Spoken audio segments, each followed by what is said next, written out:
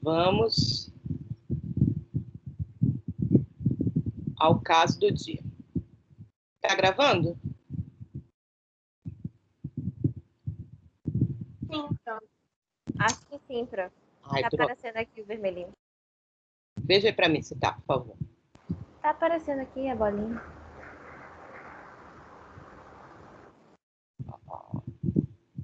Okay. Não, eu fico com medo depois de não gravar. Ai, meu Deus, cadê? Achei. Muito bem. Então, vamos lá. A gente já falou geral, já começou a falar um pouquinho de metabolismo de aminoácidos, falou dos outros também, que a gente vai ver nas próximas duas aulas. Vamos voltar. Eu mandei um vídeo aqui no roteiro, vocês assistiram, sobre erros inatos?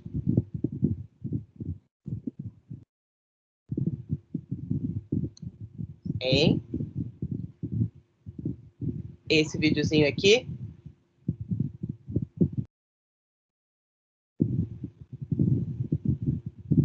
Alô, cadê vocês?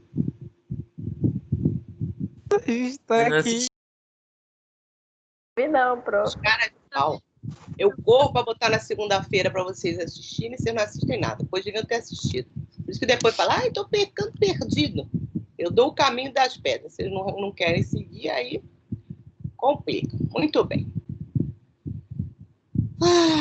Aqui, nessa dissertação, depois, se quiser, não é obrigatório, leia para saber um pouco mais sobre fenilcetonúria, que é um assunto importante. E fenilcetonúria é o caso que a gente vai abrir a parte de oxidação de aminoácidos. Tirei esse trechinho desse artigo aqui. A fenilcetonúria é uma doença genética autossômica recessiva, sendo classificada como erro inato do metabolismo de aminoácidos.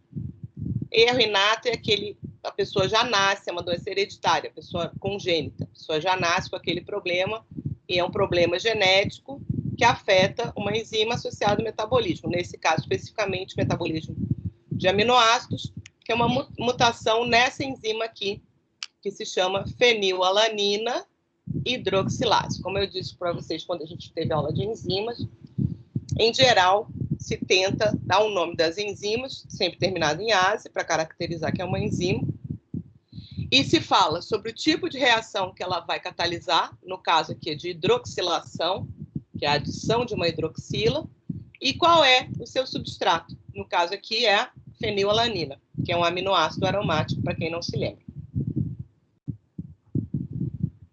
A fenilcetonúria é a mais comum e a mais grave das hiperfenilaninemias, resultam no comprometimento da conversão da fenilalanina em tirosina. A tirosina é um outro aminoácido que a gente que é igualzinho à fenilalanina, com a única diferença que ela tem o quê? Uma hidroxila. Então, a adição de uma hidroxila à fenilalanina transforma ela em tirosina, que é o outro aminoácido aromático, que dos aromáticos é o único que é polar. Mais ou menos 97% dos indivíduos que têm hiperfenilaninemia tem essa enzima defeituosa. Hiperfenilaninemia, como o nome já diz, emia no sangue, é o excesso de fenilanina no sangue. O que não é, se é excesso, é que está fora do normal. Casos menos frequentes são associados a um cofator que é da própria fenilalanina hidroxilase. Esse cofator, a gente vai falar sobre ele hoje, é a tetrahidrobiopterina, que a gente representa como BH4. Essa, na verdade, é bastante maligna e dá um quadro neurológico bem mais grave. Então, a gente já viu que a fenilcetonúria afeta a atividade neurológica. Também pode ser consequência da hiperfenilalanina materna, ou seja, a mãe tem um excesso de fenilalanina no sangue, e nesses casos, o excesso de fenilalanina atravessa a barreira placentária, atingem o bebê, né, o feto, com níveis mais elevados, quando os níveis estão acima de 1,2 a 1,9, mais elevados no sangue materno. Como o sistema hepático do bebê, do feto, ainda é imaturo, vai ocorrer para ele também a hiperfenilaninamia. E isso vai ter uma ação nociva, sobretudo no cérebro, que está em formação, que vai dar uma síndrome, fenilcetonúria materna no feto, pode fazer com que a criança nasça já com defeito neurológico grave. Na fenilcetonúria, o metabolismo principal... Oi? Essa síndrome pode ser paterna também ou só materna? No caso aqui, materna. Tá. Porque é a mãe que está com algum problema no metabolismo de fenilalanina, aí ela começa a acumular no sangue dela, e aí isso acaba atravessando a placenta e chegando até o feto. Tudo que fica em excesso no sangue da mãe acaba ficando em excesso no bebê também. Tá? Mas isso significa que ele também vai ter defeito na enzima, não? Não, é isso que está se falando aqui. Nesse caso, a criança desenvolve a fenilcetonúria, mas não é porque a enzima dela é deficiente, mas é algum defeito da mãe. Aí ela vai ter os mesmos sintomas, porque ela também vai ficar com excesso de fenilalanina no sangue, o feto. Você entendeu? Mas não porque a enzima dela está defeituosa, só porque ela está com muita fenilalanina no sangue. E a gente vai ver o que acontece. No geral, a fenilcetonúria, aqui eles botam essa sigla, mas isso não é sigla de fenilalanina, tá? É FEN. Eu deixei aqui que no artigo estava assim, e o nego adora renomear as coisas, mas aqui esse FAL que ele bota aqui é fenilalanina. Na fenilcetonúria, o metabolismo de fenilalanina é prejudicado pela falta da enzima. Entenda, falta da enzima funcional, tá? A via metabólica normal não ocorre, impedindo o metabolismo de tirosina e de triptofano, que é o outro aminoácido aromático, além de prejudicar na formação de melanina, serotonina, catecolaminas e outros neurotransmissores. Muito bem. Serotonina e catecolaminas são neurotransmissores. Então, aqui já se explica bastante o quê? A disfunção neurológica, principalmente afetando o feto e o recém-nascido. Mesmo quando a criança nasce, o cérebro ainda está imaturo, sistema neurológico de modo geral.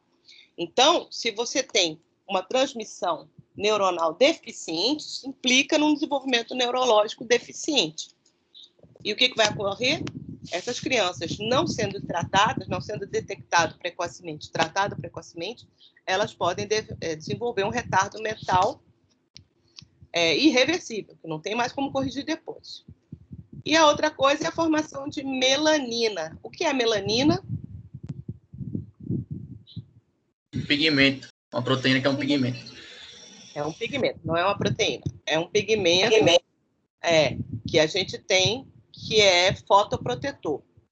Ele está em toda a pele para justamente proteger da radiação ultravioleta do sol, UVA, UVB, impedindo que ele atinja o núcleo das células e provoque mutação. É isso que nos protege do câncer de pele, por exemplo.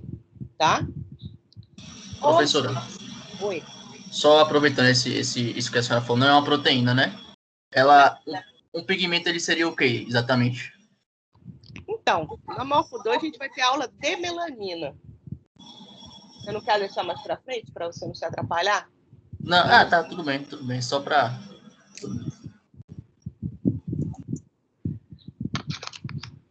Se a pessoa a formação de melanina prejudicada, o que a gente deve observar nessas crianças que têm fenilcetonúria? Hipopigmentação da pele? Isso, da pele, dos cabelos, dos olhos, algo semelhante ao albinismo leve. Tá? Então, o que a gente vai ver? Por conta do defeito de uma enzima, do metabolismo de um aminoácido, olha o que a gente tem de grave. Uma disfunção neurológica que implica em retardo mental e hipopigmentação da pele, que, como vocês sabem, acabei de dizer, é o que protege a gente do câncer de pele. Então, isso não é nada interessante.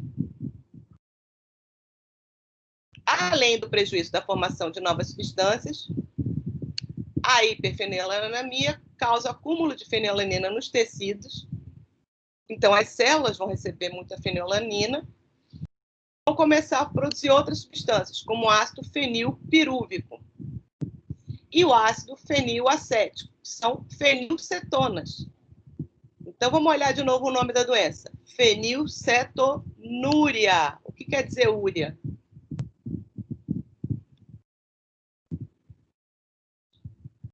Que sai pela urina.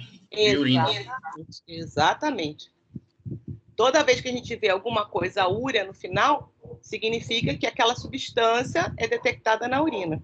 Então, a fenilcetonúria, na verdade, é um sintoma dessa doença, que, na verdade, a doença é a deficiência da fenilalanina hidroxilase, certo? Por quê? Com o acúmulo de fenilalanina no sangue, vai haver um metabolismo alternativo com aumento da produção de fenilcetonas. E essas fenilcetonas, em acumulando no sangue, vão ser eliminadas em maior quantidade na urina. E aí vem um sintoma que se observa. Um cheiro muito forte e diferente da urina normal. Chamam de urina de rato. É um cheiro bem forte. Porque essas fenilcetonas, elas são bastante voláteis. Então, você percebe aquele odor bem forte. Semelhante do que se observa na cetonúria, que é o que ocorre em diabéticos, quando tem cetoacidose. Só que no caso dos diabéticos, eles eliminam corpos cetônicos que estão em excesso no sangue, na urina. Aqui no caso, que está em acúmulo, é a fenilcetona. Então, vai ter fenilcetona na urina. Certo? Então, está dentro daquilo que eu já falei anteriormente. Toda vez que eu tenho um acúmulo de substâncias, ou eu tento armazenar, ou eu tento transformar, ou eu tento jogar fora. Não dá para armazenar aquela fenilalanina em excesso, transforma em fenilcetona, não dá para utilizar aquela fenilcetona, elimina ela na urina. Tá?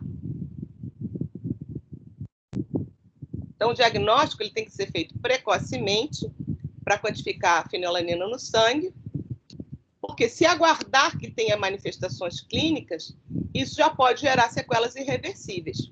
Então, o que se faz? Teste do pezinho. Já ouviram falar, né? O teste do pezinho detecta várias doenças congênitas que têm a mesma situação. São erros inatos do metabolismo, que, se você detecta precocemente, você não tem como curar, porque são defeitos genéticos, e ainda não tem terapia gênica eficiente que cure ninguém de uma doença genética. A não ser em caso que, assim, uma enzima restrita ao fígado, você pode tentar um transplante de fígado, mesmo assim é um processo bastante complicado. Mas, erros inatos do metabolismo, se conhecendo bem o metabolismo, você pode, então, fazer uma intervenção nutricional, que é o que se faz nesses casos aqui. E, em algumas situações, fazer terapia medicamentosa para reduzir os problemas associados ao excesso dessas substâncias e à falta de outros componentes. Como vocês viram, se a fenilalanina hidroxilase transforma a fenilalanina em tirosina, vai ter carência de tirosina nessa pessoa, certo? E também vai impedir o metabolismo correto de triptofano. Então, também vai ter problemas associados ao triptofano. Então, o que se faz? Faz uma dieta tentando reduzir a quantidade de fenilalanina na dieta e aumentar desses dois aminoácidos. Ok? Então, aqui tem um caso real, que estava nesse artigo aqui.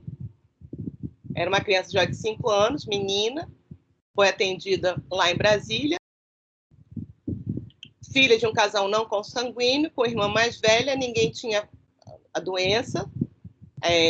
Isso pode ter vindo de outros parentes. Fizeram o rastreamento neonatal, que é o teste do pezinho. Viram que tinha hiperfenilaninemia. Ela nasceu com peso normal, com tamanho normal. Então, isso mais ou menos já descarta problemas associados à fenilaninemia, hiperfenilaninemia. Com 20 dias, fizeram o rastreamento, que é o teste do pezinho. E aí encontraram 28 miligramas por decilitro de fenilalanina no sangue, enquanto o normal é em torno de 2 gramas. Ou seja, já quase 15 vezes mais o normal. E aí fez o acompanhamento, fizeram um teste na mãe também. A mãe deu 3,1, só que para adulto esse valor pode chegar até 4, então deu um normal. Aí fizeram o uso da fórmula metabólica, prescrita por nutricionista e a médica, e foram associando a leite materno. Só que leite materno é rico em proteínas. A criança teve uma recusa parcial da fórmula e do aleitamento, que é natural. O organismo ele tem essa coisa bem da natureza mesmo, coisas que lhe fazem mal, ele geralmente rejeita. Então, a alimentação faz a pessoa ter um agravamento de sintomas, o próprio organismo passa a rejeitar. Mas eles insistiram, ela continuou, foi amamentada, tomou a fórmula, e aí eles foram acompanhando. Outros exames que eles fizeram para ver se eram outros problemas estavam normais, exceto a dosagem plasmática de fenilalanina e a cromatografia de aminoácidos, que aqui na cromatografia você consegue identificar qual aminoácido está aumentado, e ela continuava com hiperfenilalanemia. Então, ela teve uma porção de doenças, teve infecção do trato urinário. Aí, olha aqui, ó, movimentos repetitivos e frequentes com tremores. Isso aqui é dano aonde, gente? Que sistema que foi afetado aqui? Nervoso. Exatamente. Agora, se lembra da doença de Parkinson que a gente estudou no outro dia? Lembra que eu falei que havia degeneração na substância nigra, que é onde se produz dopamina? Pois bem, dopamina que está associada ao controle do movimento, sinalização de músculo esquelética. E é isso que dá os sintomas do Parkinson, que é ou da perda de movimentos, de controle de movimentos, ou tremor involuntário, que é o que a gente observa aqui, certo? O que acontece? Dopamina é produzida a partir de tirosina. Como essa criança não está produzindo tirosina adequadamente, diminui a produção de dopamina e aí você começa a ver esse tipo de sintoma neurológico. Aqui, ó. Crises convulsivas. Afetou toda a atividade neurológica. Fizeram tomografia, eletroencefalograma para excluir epilepsia, mas está evidente que o quadro dela é todo de fenilcetonúria, tá? Aí vamos falar sobre isso agora.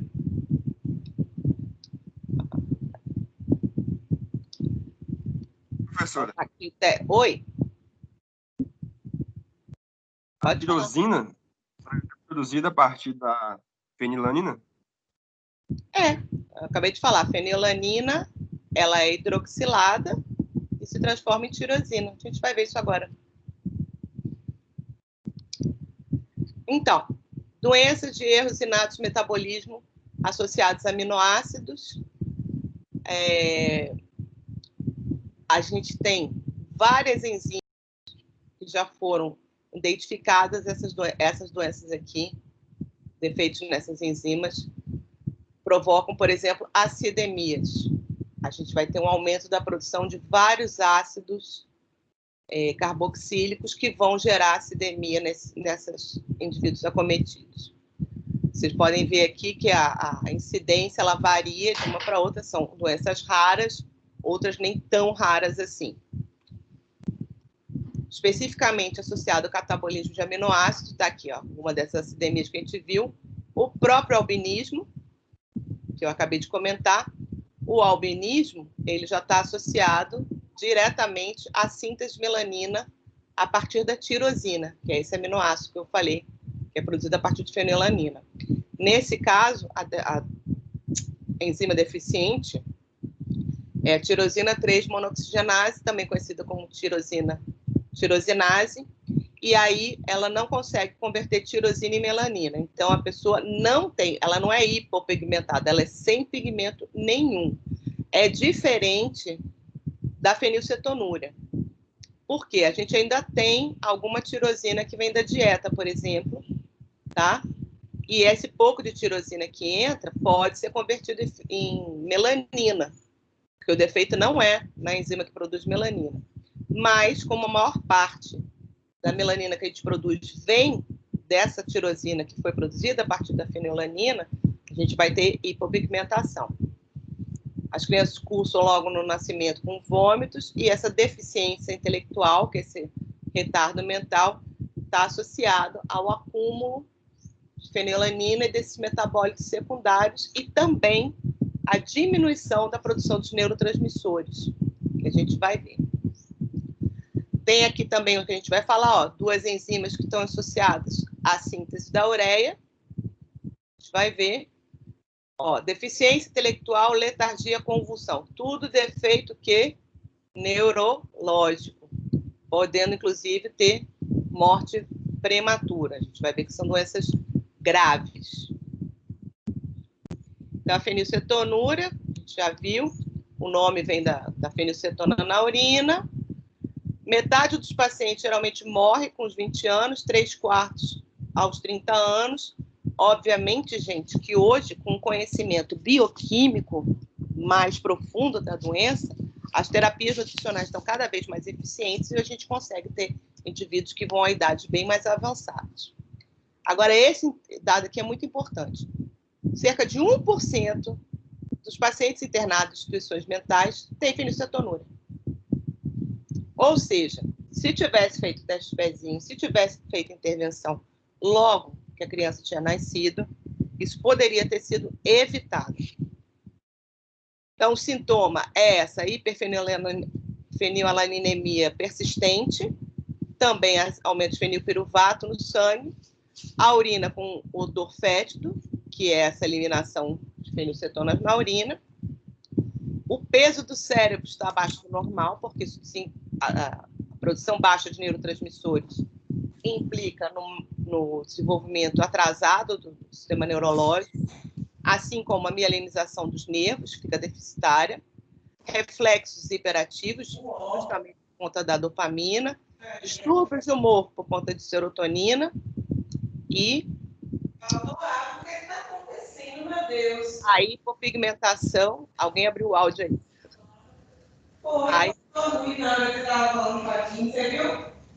Benjamin, esse áudio está ligado.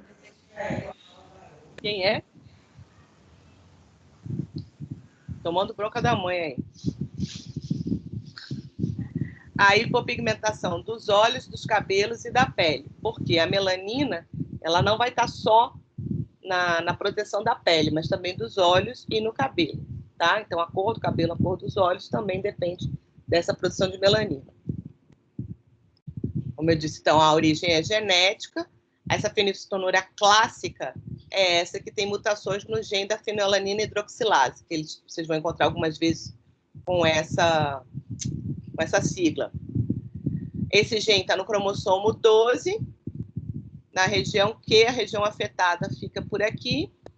É uma doença muito heterogênea em nível molecular, porque tem mais de 500 mutações diferentes. Ou seja, todas são na fenilalanina hidroxilase, tá? Mas o aminoácido que é mutado é diferente. De qualquer forma, isso gera uma enzima defeituosa e, portanto, ela não é funcional, como a gente já aprendeu, quando aprendeu a estrutura de proteínas. Então, está aqui a estrutura da fenilalanina hidroxilase. Ela tem 4 subunidades, portanto, ela é um tetrâmero. Aqui está uma subunidade dela. E aqui está mostrando a reação. Ó. Aqui é o aminoácido fenilanina. A hidroxilação ocorre justamente nesse carbono aqui. Ó. A diferença da tirosina para a fenilanina é só essa hidroxila aqui. Então, essa enzima, que é a que está afetada na fenilcetonúria, ela vai pegar o oxigênio do oxigênio molecular. É uma enzima que depende de NADH, tá? Porque isso aqui é uma reação de oxidação. E vai usar como cofator essa tetrahidrobiopterina. E aí, o hidrogênio vem do NAD, o oxigênio vem do oxigênio molecular, forma-se, então, a tirosina. Essa tetrahidrobiopterina, que é chamada de BH4, ela, depois que ela é utilizada, ela se transforma em BH2, que é dihidrobiopterina. E aí ela precisa ser regenerada, outra vez a BH4, para poder funcionar novamente.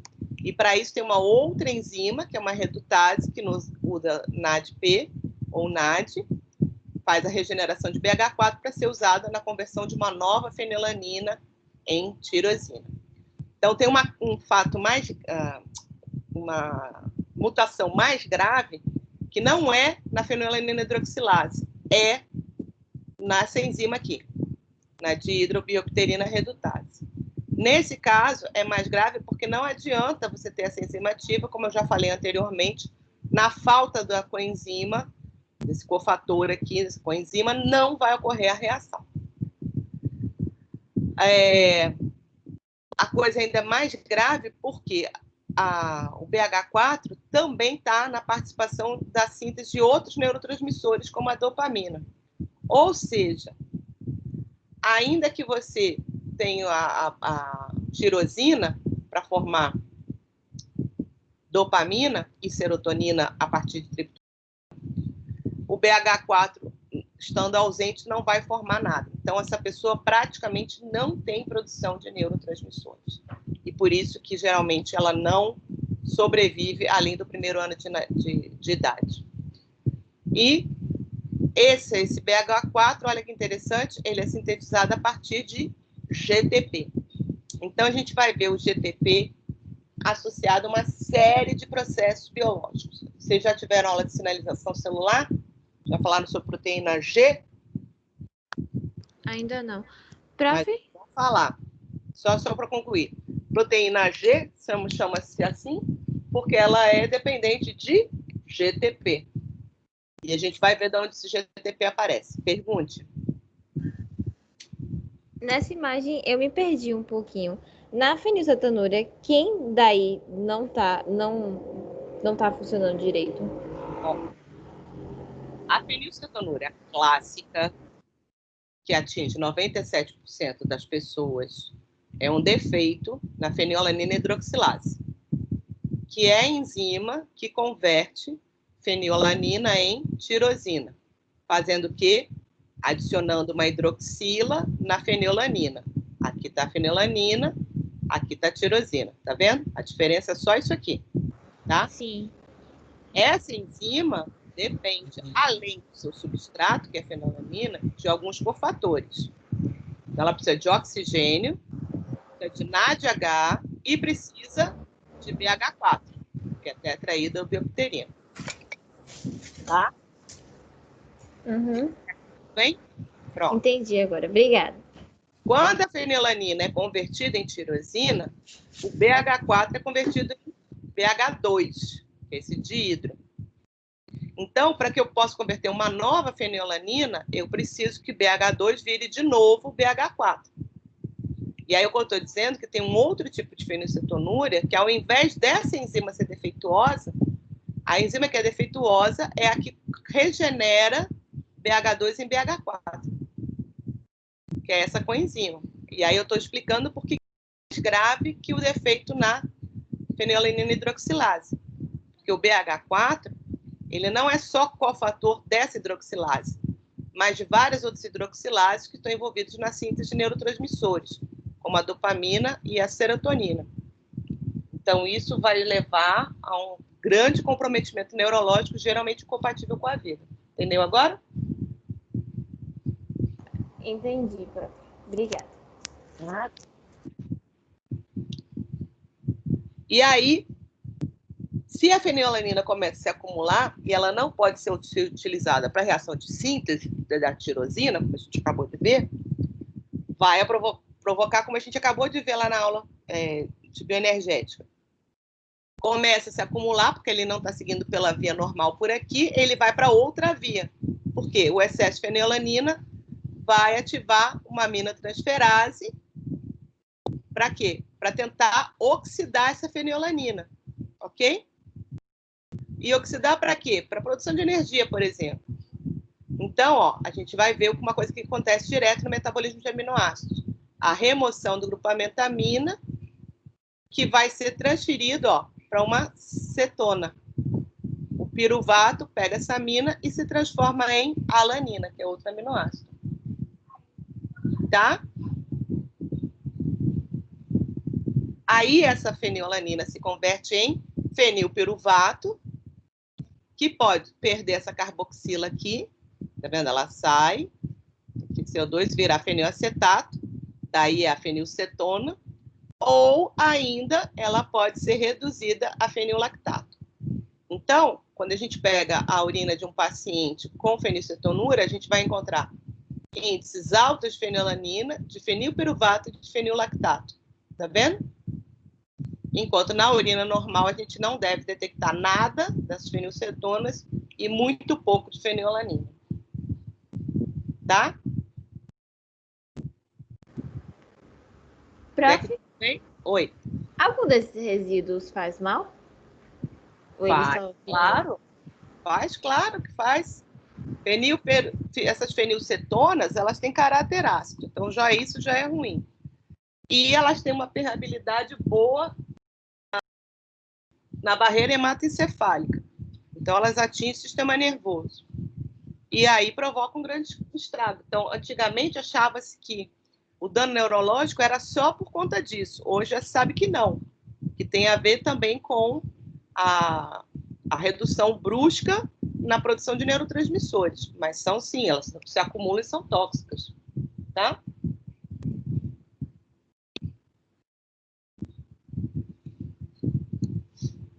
Então, tá aqui.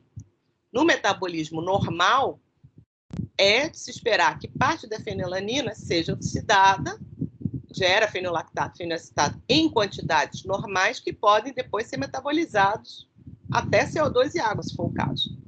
E boa parte da fenilanina é utilizada para a produção de tirosina. Essa tirosina que é produzida vai estar na produção das suas proteínas do corpo, vai ser responsável pela síntese de melanina e das catecolaminas, que são dopamina, adrenalina e noradrenalina.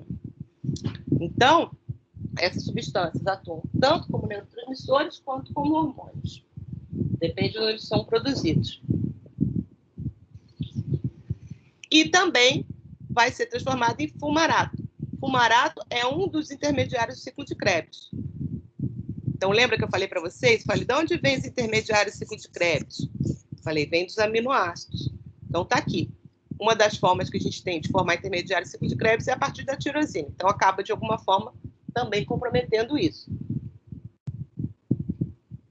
Na fenilcetonúria, pelo defeito da fenilalanina hidroxilase ou da enzima que faz a regeneração do BH4, essa reação não vai ocorrer.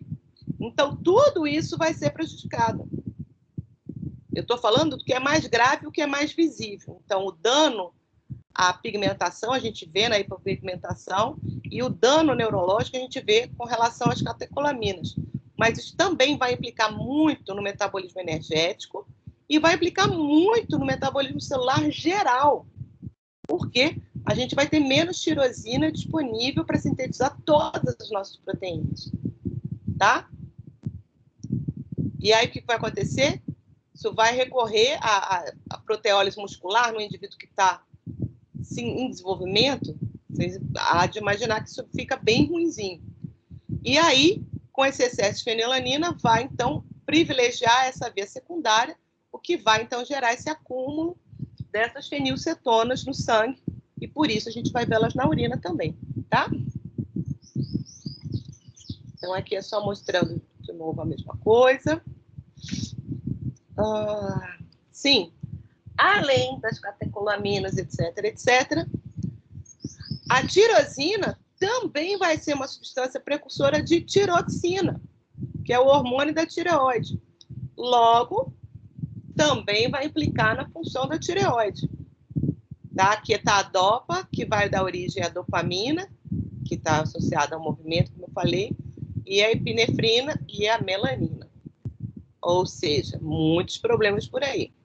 Agora, se tudo desse certo, além de fazer essas substâncias que são importantes para o organismo, eu poderia fazer oxidação, depois, se fosse o caso, até a CO2 e água, se fosse o caso. Mas não consigo, porque aqui nessa etapa já está interrompido o processo de metabolismo da fenilanina. Então, existem outras doenças associadas ao metabolismo de fenilanina e da tirosina. A gente acabou de falar de uma, que é o albinismo. Então, Na fenilcetonúria, a gente não converte fenilanina em tirosina e logo tudo que vem de tirosina não é mais produzido. No albinismo, a enzima defeituosa é que converte tirosina em dopa, que vai dar origem à adrenalina e à melanina. Então, a gente não tem produção de melanina nenhuma e ainda compromete a produção de adrenalina e noradrenalina. Também pode estar defeituosa na síntese de tiroxina. São enzimas associadas à produção de tiroxina, que é a doença que a gente chama de cretinismo, que vai dar o bócio. E ainda tem esses efeitos, outros efeitos da tirosinase, que vão gerar mais outras doenças, que eu nem vou entrar agora, mas todas elas são doenças muito complicadas, de origem genética, que se requer um tratamento ao longo da vida. Muito bem, então voltando lá para aquele quadrinho que a gente já viu, a glicose virando piruvato, a gente viu que depois ela vai ser convertida em acetil-CoA. Aqui é o primeiro passo de descarboxilação da glicose. Ó, o piruvato já é bastante oxidado na pontinha dele. Ocorre a dependência da coenzima A e do NAD, porque a enzima que vai fazer essa reação é uma desidrogenase.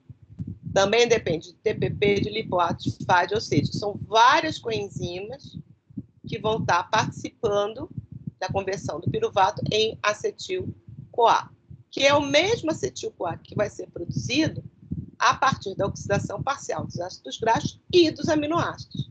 Então, a gente viu que a gente tem 20 aminoácidos proteicos, mas os 20 aminoácidos, independente de suas vias específicas, todos podem ser convertidos em acetil-CoA. E aqui é só para vocês verem o que é a coenzima A, para não ficar achando que é uma coisa. A gente escreve CoA, parece uma coisa pequenininha, mas é uma molécula bem grande, derivada de nucleotídeo, que tem como núcleo um ácido pantotênico, que é uma das vitaminas importantes na nossa dieta, que é a vitamina B5. Então, aqui está o ácido pantotênico e aqui está ele dentro da coenzima A. Na ponta da coenzima A, a gente tem o grupamento tiol, uma sulfidrila, que é a partir daqui que vai ocorrer a ligação ao grupamento acetil. Então, a gente tem uma enzima específica para fazer isso, adicionando a coenzima, então, eles podem entrar no ciclo de Krebs, porque a primeira enzima do ciclo de Krebs vai ser dependente da coenzima A, para ligar o oxalacetato ao acetil. E aí vai gerar o citrato. Por isso que ele também é chamado de ciclo do ácido cítrico. De novo, reparem os elétrons vindo tanto aqui. Então, aqui a gente vai ter produção de NADH e FADH2. Aqui a gente vai ter produção de NADH e FADH2. Esses elétrons eles são transportados por essas duas moléculas para transferência para oxigênio e produção de ATP. E aí vamos falar um pouquinho de alfa-cetoácidos. A gente falou de aminoácidos. O que é um aminoácido? A gente tem um carbono central ligado a um grupamento amino, um grupamento ácido e um radical variável. Um alfa-cetoácido é que tem no carbono alfa um grupamento cetona. Quando a gente compara um alfa-cetoácido com um aminoácido, a gente vê que, ó, no local onde estava uma amina, entra uma cetona. E é isso que a gente chama de alfa-cetoácido. Significa que, se eu fizer essa troca, e é o que acontece, eu transformo o aminoácido em alfa-cetoácido. Se eu tiver um alfa-cetoácido e botar uma amina, eu transformo ele num aminoácido. Por que eu estou falando disso? Porque no ciclo de Krebs, a gente vai ver alfa-cetoácidos, como oxalacetato, como alfa-cetoglutarato, tá?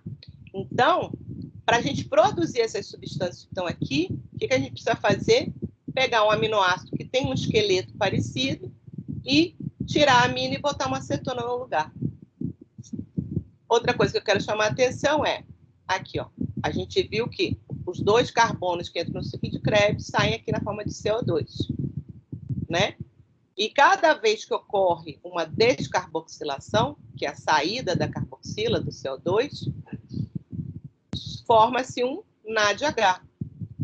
Esses elétrons que estão falando aqui, ó, tá vendo? Então, sai um NADH aqui, outro aqui, e aqui embaixo, olha o que se produz? GTP. Lembra que o GTP é utilizado para a produção de BH4? E também é em todas as proteínas G, o substrato, é um fator dessas proteínas importantes. Então, a maior produção de GTP é justamente nos ciclos de Krebs que ocorrem em todas as células, com exceção das hemácias. Além disso, a gente tem depois a formação de um FADH2 e depois de um NADH. Então, muita energia é produzida aqui durante o ciclo de Krebs. Esses NADHs, 3 NADHs FADH2, vão depois para a cadeia transportadora, converter-se ADP em ATP, e esse GTP pode ser utilizado para as vias de síntese, como eu acabei de falar, ou ainda, também está escrito ATP embaixo, ele pode trocar o seu fosfato com um ADP e virar ATP direto. O que vai direcionar? A necessidade da célula. Se ela tiver precisando de energia, vai transformar em ATP. Se ela estiver precisando do GTP, vai utilizar o GTP.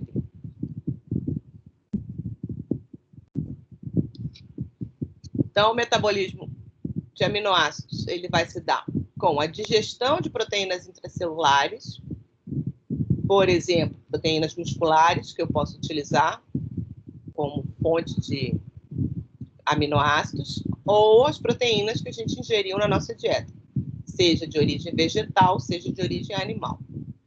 Em ambos os casos, vai haver um processo de digestão, aqui intracelular e aqui no sistema digestório, que implica em desnaturação dessas proteínas e depois hidrólise completa para que a gente tenha os aminoácidos livres para que eles possam ser absorvidos. Então, uma das primeiras coisas que eu tenho que utilizar, que eu tenho que fazer para oxidar esse aminoácido é a remoção do grupamento amina, que vai sair na forma de amônia. Quando eu tiro o grupamento amônia, eu vou formar um esqueleto de carbono que vai ser o alfa-cetoácido.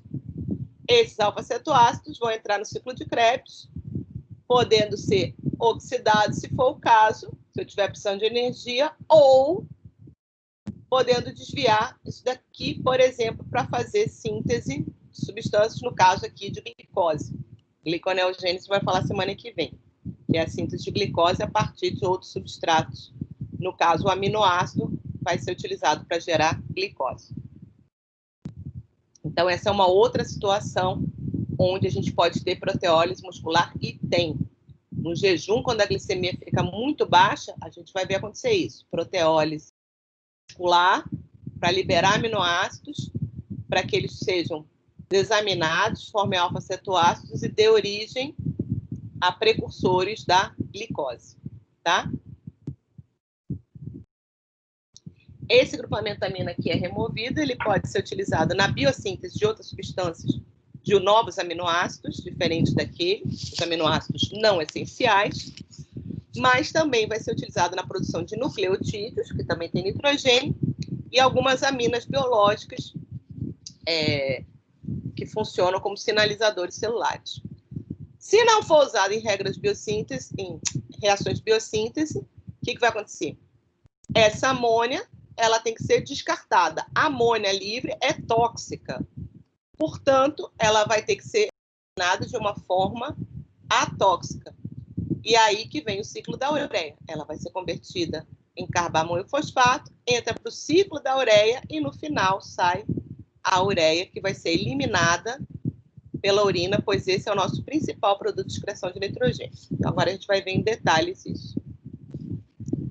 Então, com relação à digestão de proteínas, uma vez que a gente come um alimento que contenha proteínas na sua composição, e todos têm em quantidade diferente, a gente vai ver daqui a pouquinho isso, esse alimento não vai ser digerido na boca, porque a gente não tem protease na boca, mas vai começar a digestão na luz do estômago. Ao chegar no estômago, esse alimento rico em proteínas, o estômago é rico em suco gástrico. Esse suco gástrico tem um pH bastante ácido, algo em torno de 1 a 3, e isso vai levar à desnaturação das proteínas, para que elas se desenovelem, e também vai servir para ativar a principal protease que está sendo liberada no estômago, que é o pepsinogênio, que é um zimogênio, que a gente aprendeu semana passada, vai se converter na sua forma ativa, que é a pepsina. Tá? A presença das proteínas aqui é que estimula as células parietais a secretarem mais ácido clorídrico e a secretarem o pepsinogênio. Também, então, a gente vai começar a ter essa digestão parcial, porque essa protease ela é específica para aminoácidos aromáticos, fenilalanina, triptofano e tirosina.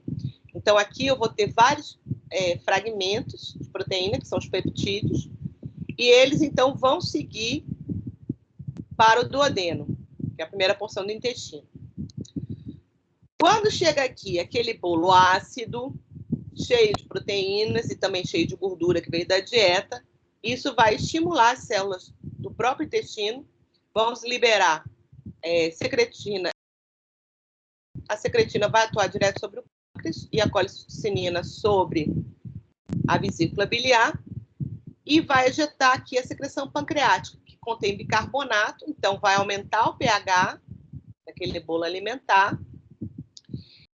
Ao mesmo tempo, os zimogênios, que são as proteases que estavam no pâncreas, os pancreáticos, vão se tornar ativas e vão continuar a digestão, seguindo abaixo, das proteínas da dieta. Então, dessas enzimas pancreáticas, ela tem essa ativação em pH 7 a 8, que é justamente após, então, a liberação do bicarbonato, estão na forma de zimogênios, tripsinogênio, quimitripsinogênio e as pró-carboxipeptidases. Tudo isso aqui é protease, tá? O que difere de uma para outra? Onde elas atuam. A tripsina atua entre aminoácidos básicos, lisina, arginina, e a tripsina ela vai ajudar também na ativação da quimitripsinogênio. Além delas estarem na forma de zimogênio, existe um outro sistema protetor, que é uma proteína que funciona como inibidora da tripsina. Então, a tripsina, além dela ser produzida como um pedaço de proteína a mais, na forma de zimogênio, ela tem uma outra proteína por cima, se fosse uma tampa, para evitar o que a gente viu acontecer na pancreatite, que ela seja ativada dentro do pâncreas, ative as outras proteases junto com ela e faça a autodigestão do pâncreas. Aqui elas são armazenadas no retículo endoplasmático para que elas só sejam liberadas no ducto pancreático quando houver a estimulação por secretina, tá? Então, isso vai seguindo agora pelo longo caminho do intestino e aí vai ser digerido o máximo possível. Ainda tem as carboxi e as aminopeptidases e ainda tem a elastase, que é uma protease que é específica de elastina. Então, toda proteína que for digerida a aminoácidos livres de e tripeptídeos vai ser absorvida pelas vilosidades da mucosa intestinal, tá? Por quê? Porque aqui a gente tem proteínas transportadoras para aminoácidos livres de e tripeptídeos. Esses di e tripeptídeos que são absorvidos pela mucosa intestinal, dentro do enterócito, que é a célula intestinal, vão ser convertidos em aminoácidos livres e aí sim vão ser absorvidos pelos capilares e tudo que vem da digestão vai via veia porta até o fígado. E aí o fígado vai direcionar para onde vão esses aminoácidos obtidos da dieta. Parte das proteínas que a gente come na dieta não vai ser digerida. Por quê? Porque apesar do pH ser baixo, por exemplo, algumas proteínas de origem vegetal, elas podem estar contidas em vacúolos celulósicos, de celulose. E a gente não é capaz de digerir celulose. Então, o que vai acontecer? essa proteína que está envolta em celulose, ela vai passar sem ser digerida e vai ser eliminada nas fezes. Tá? Existem alguns alimentos também de origem vegetal que têm substâncias que atuam como inibidores de enzimas das proteases. Então, isso impede a digestão total dessas proteínas e esses fragmentos também vão ser eliminados nas fezes. Tá? E mesmo as proteínas de origem animal, a depender da combinação de aminoácidos, pode ser que eu não consiga digerir até tripeptídeos e fiquem peptídeos maiores. E aí também isso vai ser eliminado nas fezes. E isso vem de um conceito de nutrição que se chama digestibilidade. Então, um alimento 100% digerível é aquele que eu consigo digerir todo e absorver todo. Se eu não consigo digerir 100%, isso vai dando 95%, 98%, 80%. E tudo aquilo que não é digerível vai ser eliminado pelas fezes. Tá? Bom, uma vez que tenha sido absorvidos esses aminoácidos livres pela veia porta, chegaram ao fígado. No fígado, eu vou, então, fazer o catabolismo desses aminoácidos. Vou repor as proteínas plasmáticas, vou usar para síntese, e vou exportar para o sangue alguns desses aminoácidos para irem para outras células. Tá? Se eu for catabolizar, significa que eu estou precisando de energia, ou ainda, se eu tiver aminoácido demais, eu posso converter em acetil-CoA e depois fazer ácido graxo para armazenar. Tudo isso vai acontecer no fígado. De qualquer forma, uma coisa que eu sempre vou precisar fazer é mexer no grupamento amina. Então, a gente tem essas reações de transaminação, que é transferência de um aminoácido para um alfa-cetoácido e vice-versa. Tá? Então, o aminoácido que chega, eu posso pegar esse aminoácido aí da dieta, eu transfiro o grupamento amina, por exemplo, o alfa-cetoglutarato, e ele vira glutamato. Isso é uma forma que eu tenho, por exemplo, de mandar o grupamento amina para uma outra célula.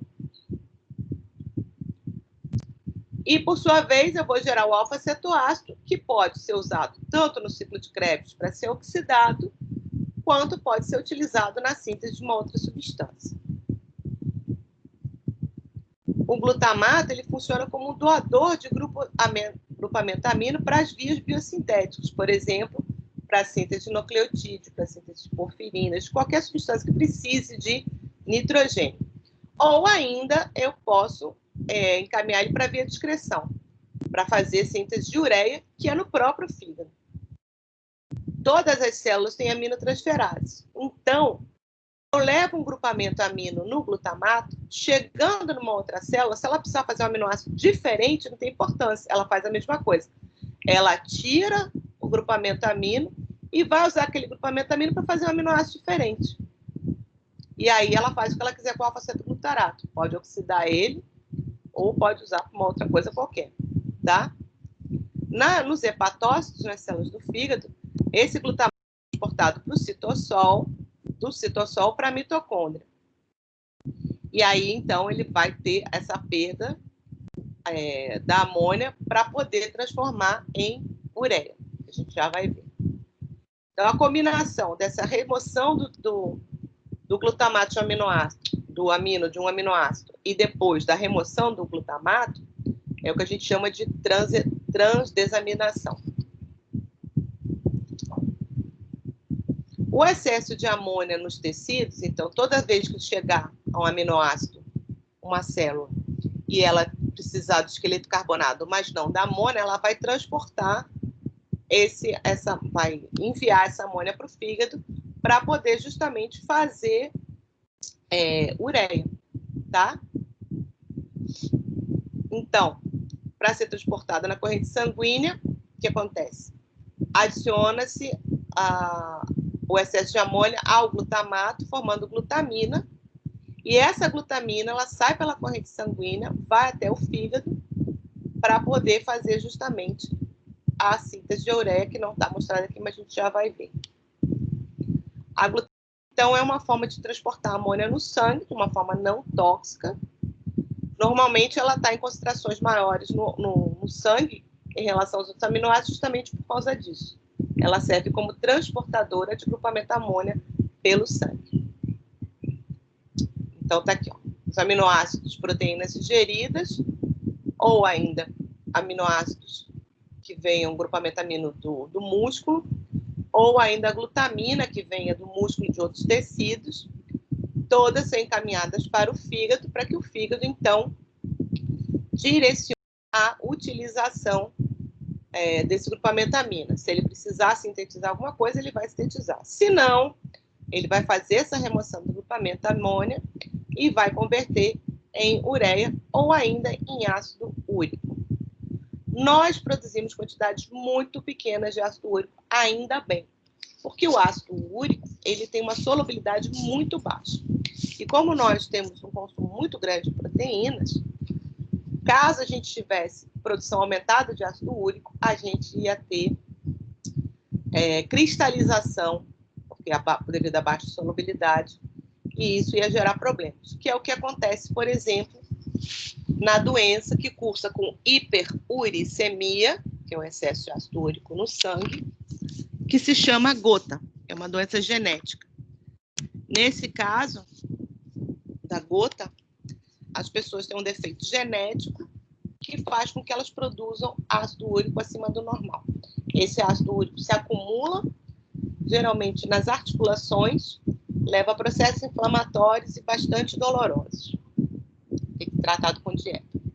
Quem faz isso com muita facilidade são as aves e os répteis. Então, se vocês já repararam o cocô de passarinho ou de lagartixa, ele é bastante esbranquiçado. Aquilo branquinho que vocês veem é ácido úrico precipitado.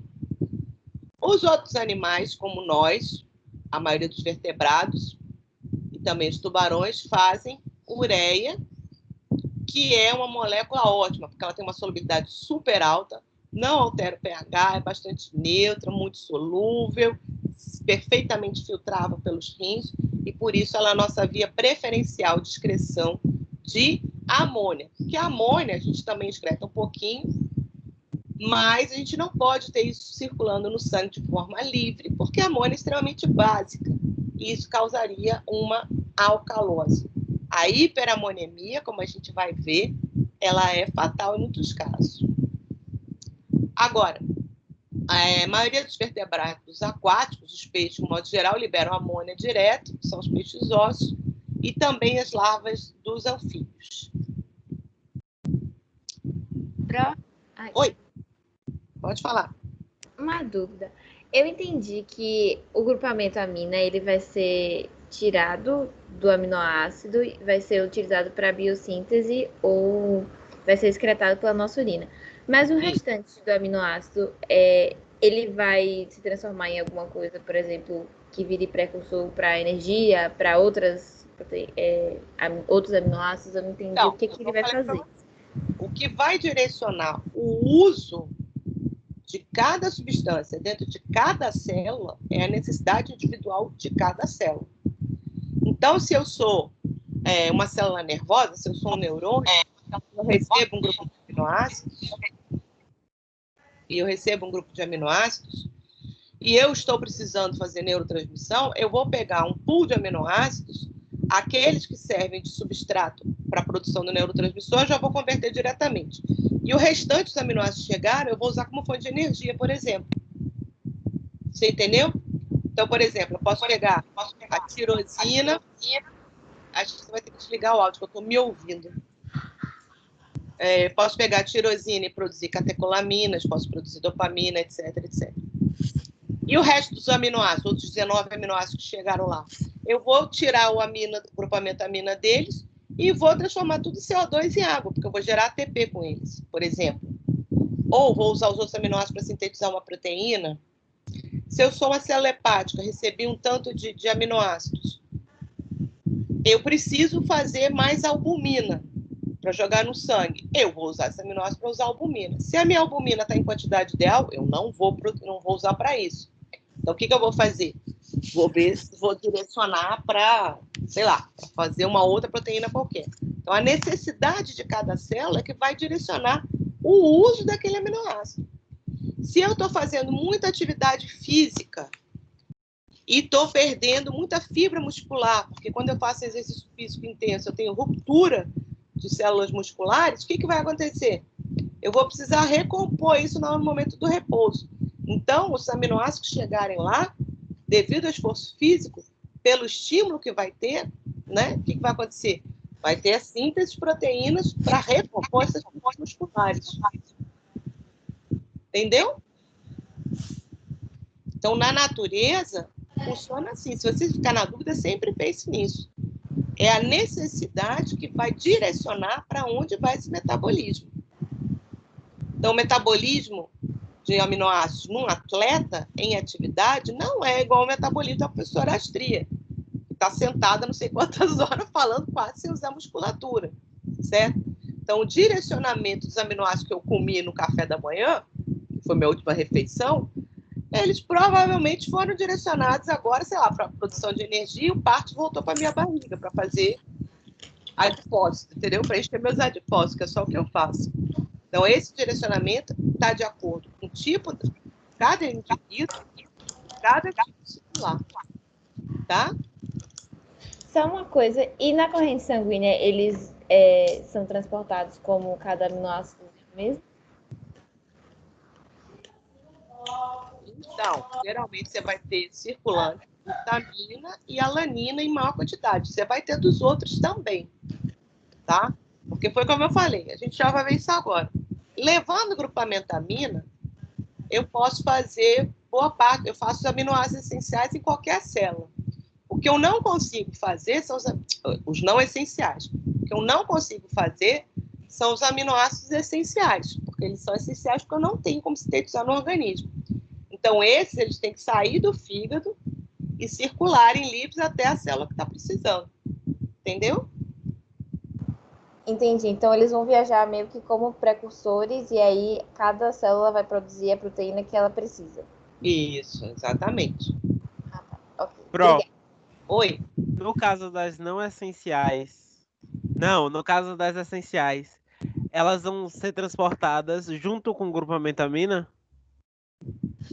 Não, os essenciais, o grupamentamina, ou vem na glutamina ou vem na alanina, em geral. Ah, entendi. Então, no Entendeu? geral, eles se transportam sem o Porque aí, quando grupamento. chegar na célula, a célula já tem o alfa-cetoácido para receber aquele amino.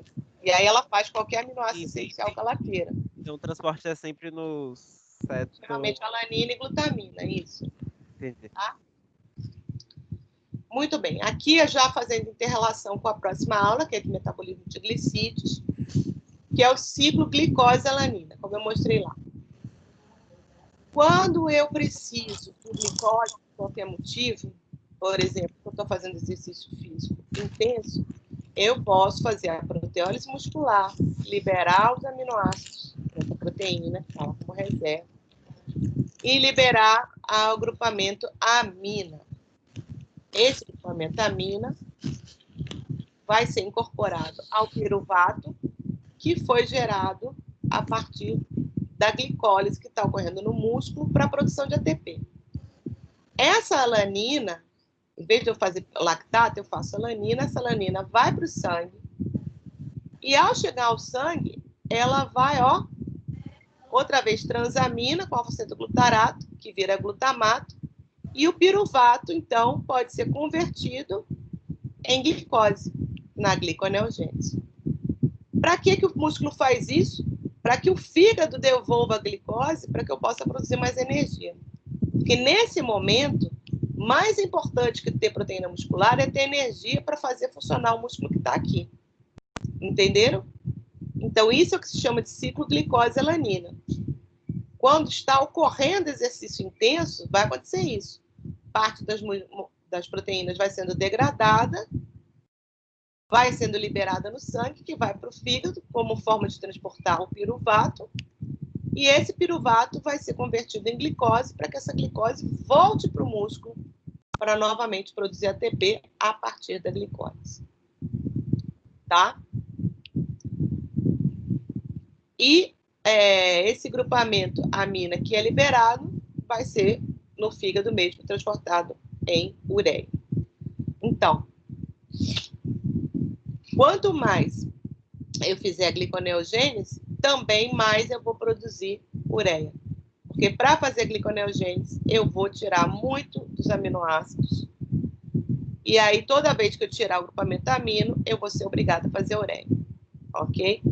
Então, toda vez que eu tiver uma gliconeogênese elevada, eu vou acabar tendo um aumento também da produção de ureia no organismo.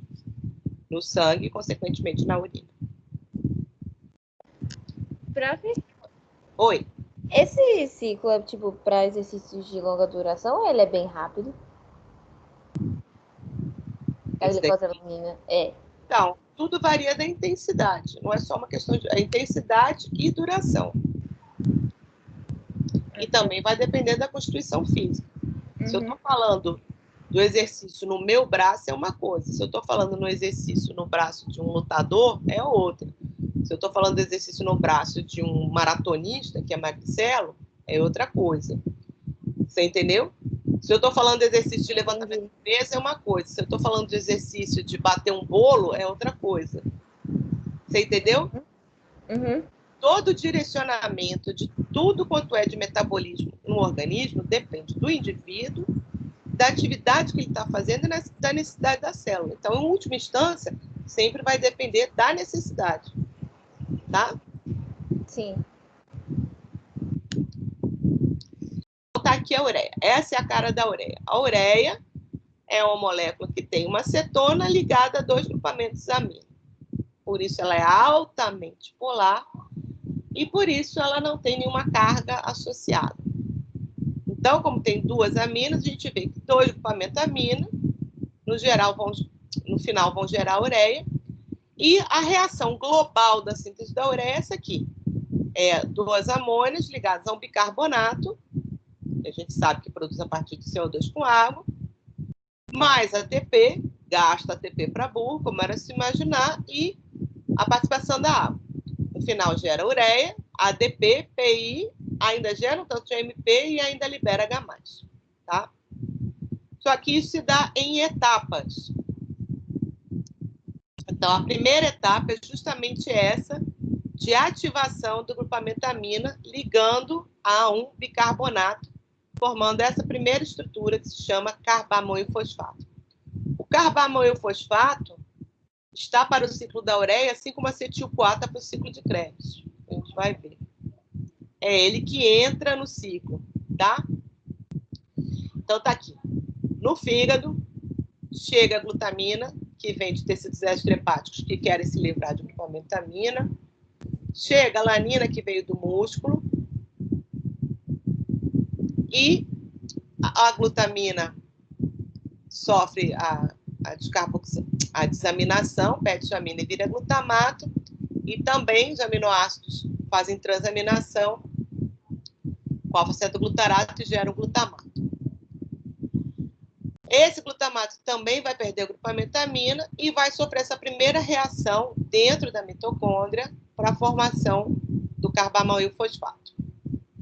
Esse glutamato, por sua vez, pode ainda transferir seu grupamento amina para o alfa-cetoglutarato e virar aspartato e se tornar oxalacetato. Aí, o que vai acontecer? Esse aspartato sai da mitocôndria, assim, e o carbamoilfosfato vai se ligar com outro aminoácido, que a gente viu lá quando teve aula de aminoácidos, que é a ornitina, um aminoácido não proteico. Então, a ornitina se liga ao carbamoilfosfato e vira citrulina. Repare aqui em azul, ó, aonde está indo o grupamento amina, tá vendo?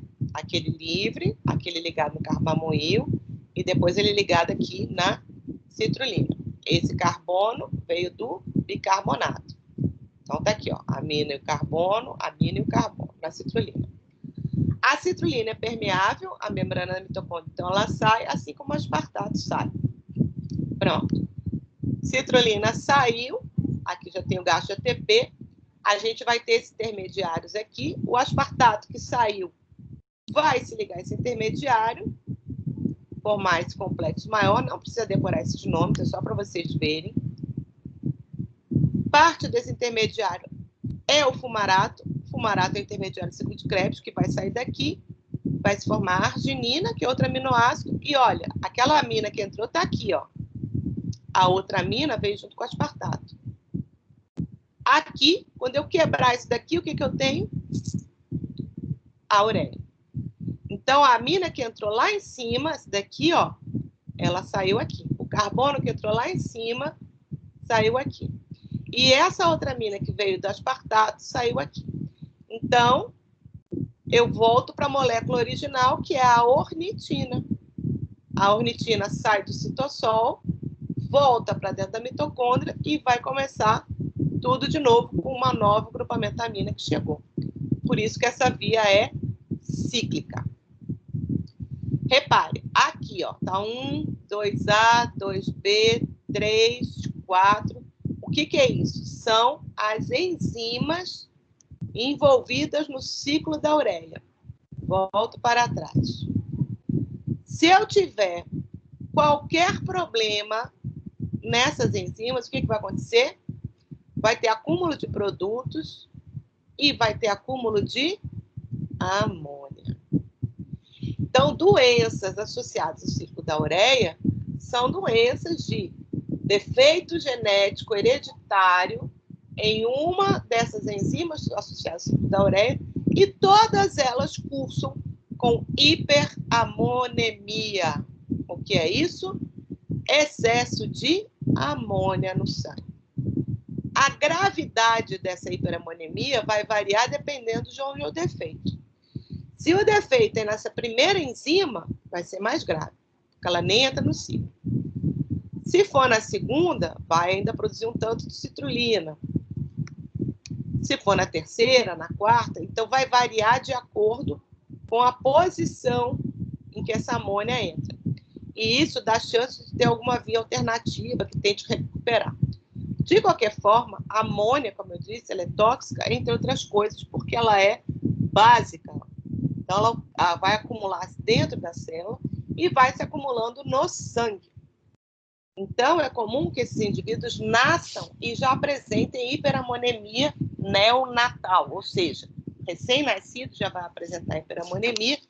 Isso pode levar a um comprometimento grave neurológico. Então, tá aqui. Hoje são conhecidas 1, 2, 3, 4, 5, 6 doenças do ciclo da ureia. Cada uma delas vai apresentar um quadro mais característico. A hiperamonemia mais grave é justamente associada na enzima que forma o carbamilfosfato.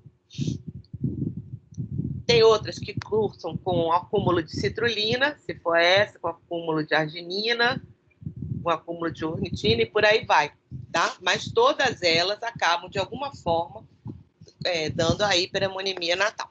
Mesma coisa, não tem cura, tem tratamento, detecção precoce, mas, ao contrário da fenilcetonúria, esses casos aqui costumam ser mais graves, tá? E aqui a pergunta que algumas pessoas fizeram mais cedo. Voltando lá, eu comecei com o ciclo de Krebs, vou voltar para ele. O ciclo de Krebs contém, ó, alfa-cetoglutarato, succinil-CoA, fumarato, oxalacetato. Isso faz parte do ciclo de Krebs. Da onde são produzidas essas substâncias? A partir desses aminoácidos, que podem ser convertidos em glutamato, que a gente já viu, virar alfa-cetoglutarato. Esses aminoácidos podem ser convertidos em succinil-CoA, esses em fumarato, esse em oxalacetato, esse em piruvato, que pode ser convertido depois em oxalacetato, e esses aqui e esse aqui em acetil-CoA e acetacetil-CoA. Aí vem a pergunta que alguém me fez horas atrás, que eu não lembro mais quem foi, se foi o João. Alguém me perguntou, esses aminoácidos podem gerar corpos cetônicos? Podem, tá aqui.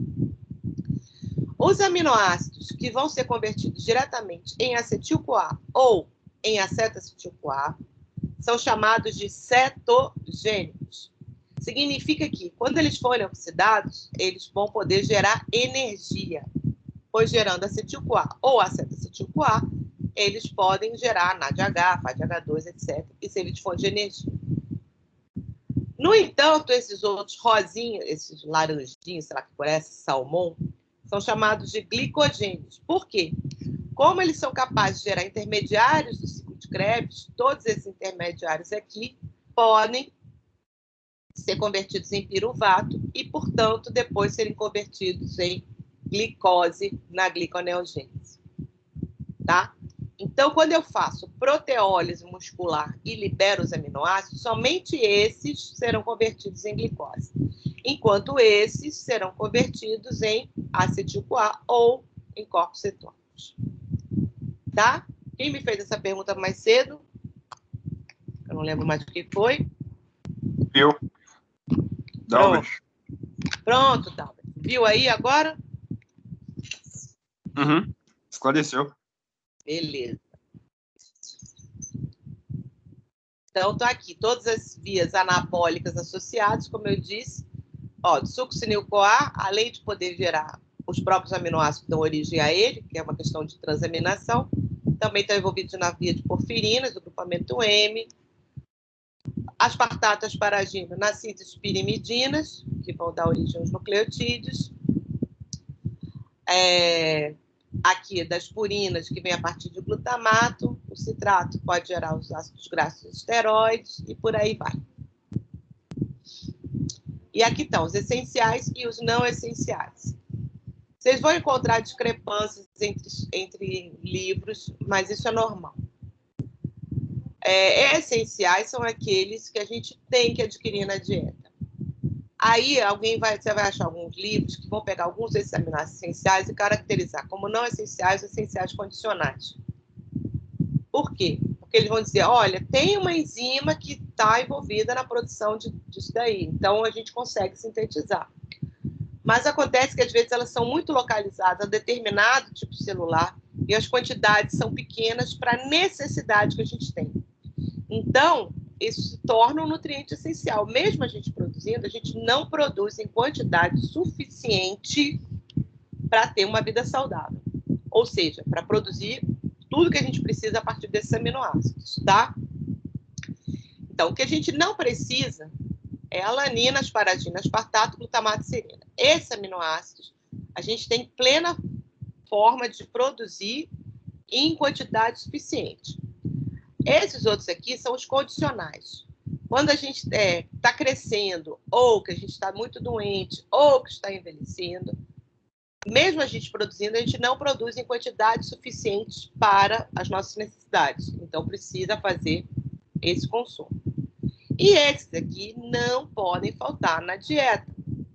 Porque caso haja carência, a gente vai ter, no mínimo, uma redução na produção das proteínas. Como a gente viu que os aminoácidos estão envolvidos na síntese de uma série de outras substâncias, isso vai prejudicar o organismo como um todo.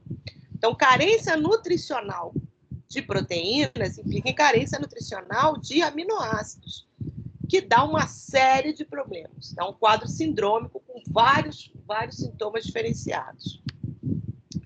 Então, existem várias recomendações nutricionais com relação à quantidade e à qualidade das proteínas, tá?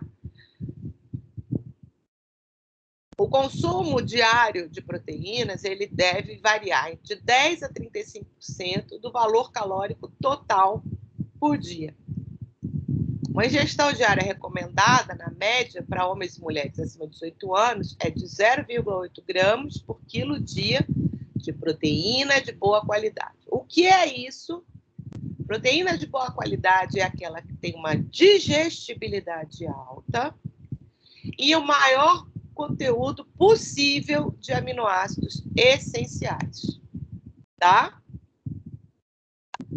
Comparando-se o valor de proteínas com os outros nutrientes, a gente vê a faixa é mais ou menos proporcional à de lipídios, 10% a 35%, e os carboidratos vêm sempre em maior quantidade. Por quê? Porque eles são os principais fornecedores de energia e os mais fáceis de armazenar, transformando em lipídios. Então, eu não preciso comer lipídio para armazenar lipídio. A gente vai ver na próxima aula que todo o excesso de carboidrato vai ser armazenado. Parte na forma de glicogênio, que é uma pouca parte, e muito na forma de triglicerídeo, que é a gordura. Tá? Por isso que a gente engorda quando come demais qualquer coisa. Se a faixa vai ser menor ou maior, isso vai depender do quê? Da idade, do sexo, atividade física, se é atleta, se é sedentário, etc, etc. E isso aqui é o papel do nutricionista em fazer a avaliação individualizada para cada pessoa, em cada momento da vida, e a prescrição dietética adequada. Bom, além desses 3 nutrientes, então esses nutrientes são essenciais para a gente ter uma vida saudável, as fibras também fazem parte da dieta. Fibra é tudo aquilo que não é digerível e, por isso, não é absorvível. Mas essas fibras, a gente também vai ver semana que vem. Já estou dando gancho. Elas são importantes para várias coisas, incluindo para alimentar a nossa microbiota intestinal. Tem uma participação gigantesca na nossa saúde. Mas isso semana que vem a gente vê. Só aqui ver os valores. Por dia, se recomenda mais ou menos um consumo de 38 gramas dia para homem e 25 gramas dia para mulheres e homens adultos.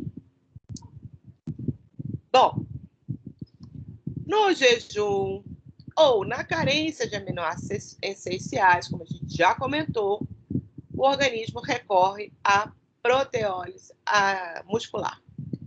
Então, as proteínas das musculares podem ser utilizadas para a produção de energia pelo próprio músculo e também podem enviar a alanina, como a gente viu naquele ciclo glicose-alanina, para o fígado. Para quê? Para fazer glicose e voltar para o músculo mesmo. Também, quando a gente faz esse uso do aminoácido para a produção de energia pelo próprio músculo, vai ter uma produção grande de amônia, que lá no fígado, a gente viu, vai ser convertida em ureia e vai ser eliminada pelos rins. Parte da amônia que é gerada também pode ser transportada na forma de glutamina. A glutamina vai até o rim. No rim, ela desamina, libera amônia, e a amônia sai direto na urina. E o glutamato pode ser utilizado pelo rim ou pode voltar para a corrente sanguínea, para o tecido que precisa. Aqui, falando em relação aos teores de proteína, para se ter uma ideia, alimentos de origem animal e alimentos de origem vegetal, ambos têm proteína em quantidades diferenciadas. É possível ser vegetariano? É sim. A única cuidado que a gente tem que ter é com nutrientes que não tem em vegetal, que é a vitamina B12, é o único nutriente que não existe outra fonte. Então, se você é vegetariano estrito, você obrigatoriamente tem que fazer suplementação com comprimidos, com injeção, seja lá o que for. Agora, com relação a conteúdo proteico, que é uma coisa que as pessoas têm mania de dizer, que virou vegetariano, vai ter problema de proteína. Não vai, não. A não ser que não seja vegetariano de fato. E só coma batata e queijo. Batata e queijo, nem vou falar, batata e farinha, né? Leguminosas e as sementes, de um modo geral, assim como essas amêndoas, são grandes fornecedores de proteína. Valor equivalente a de algumas carnes, é só fazer um ajuste, né? Que está meio copo de feijão. Se você toma meio copo de feijão e ainda come outros vegetais juntos, berinjela, brócolis, não sei o que, você chega à mesma porção de proteínas que tem lá nas carnes. Aí você poderia me dizer, e a digestibilidade? Sim, é diferente, dependendo de cada um. Por isso que, numa tentativa de fazer dieta vegetariana, sempre recomendo um nutricionista para fazer esse acompanhamento e você não fazer besteira com o seu próprio corpo. Com o nutricionista, você pode ser 100% saudável, fazendo de orelhada ou vendo blog, corre o risco, a sua saúde em risco. Se você é um vegetariano que não come animais, mas come ovos e produtos lácteos, como iogurte, queijo, etc., a coisa já facilita um pouco, porque essas proteínas de leite e de ovo, em geral, tem uma digestibilidade muito boa e o conteúdo de proteína é muito grande nesses dois produtos, tá? E para quem come carne, de modo geral, os teores variam um pouco. Em geral, há diferenças de digestibilidade também. Mesmo assim, é sempre bom que a gente, para uma dieta qualquer, uma dieta para ser saudável, que a gente tenha um nutricionista acompanhando, nem que seja uma vez a cada 6 meses. Médico não é nutricionista, médico não pode prescrever dieta nunca. Médico prescrevendo dieta está fazendo exercício legal da profissão. Não venha com a história de nutrologia, que eu não acredito em nutrologia. Está gravada aqui para quem quiser contestar. E aqui só para mostrar, com relação aos neurotransmissores, que a gente tanto falou, né? Essa sinalização neuronal, ela se dá com o impulso nervoso e a produção de neurotransmissores que vão atuar nas diferentes células-alvo. Algumas vão estimular a secreção de hormônios, por exemplo, que vão sinalizar para o resto das células, vão fazer contração muscular, vão fazer impulso nervoso para outro lugar. Então, a gente vai ter substâncias produzidas a partir de tirosina, são as catecolaminas, como a dopamina, noradrenalina e adrenalina. Noradrenalina e adrenalina, se forem produzidos no sistema nervoso, vão atuar como neurotransmissores. Se forem produzidos na adrenal, vão atuar como hormônios. O próprio glutamato é utilizado para a produção... Aqui que eu falei, ó, chegou no sistema nervoso o glutamato, ele vai fazer GABA. E o próprio glutamato atua como neurotransmissor também.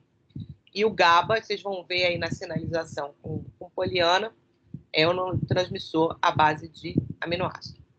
A histamina, que é feita a partir de histidina, muito implicado nos processos de controle da vasodilatação. E o triptofano, que dá origem à serotonina, um importantíssimo neurotransmissor que vai dar o controle do humor, do apetite. E também, a partir de serotonina, a gente gera melatonina, que é um regulador importantíssimo do sono. Então, carência de triptofano, carência de tirosina, como a gente viu no caso dessas doenças genéticas, como a da fenilcetonúria, podem implicar em uma série de problemas graves, de alteração de apetite, de sono, de movimentação, de contração muscular, etc, etc, etc. Pronto. E aqui é só um resumo do metabolismo hepático dos aminoácidos. Não vou repetir. Eu quero que vocês aproveitem isso daqui, essa figurinha bonitinha, e analisem cada uma das setinhas para saber do que a gente está falando e o que a gente ainda vai falar, tá? Então, por exemplo, piruvato virando glicose, a glicose sanguínea, glicogênio no músculo. Que vias que tem aqui? Ó, aminoácido saindo alanina, que via aconteceu aqui? Que processo aconteceu aqui? Tá? Usem mapa, isso aqui é tipo um mapa mental. Isso aqui isso é um mapa mental. Aproveitem essas figuras que são abundantes nos livros para fazer resumo e organizar na cabeça essas ideias. Eu sei que é muita coisa, é muita informação, mas isso é só a ponta do iceberg. Ai, pronto. Vocês têm alguma dúvida? Querem fazer alguma colocação? Deixa eu parar a apresentação. Pro. Oi.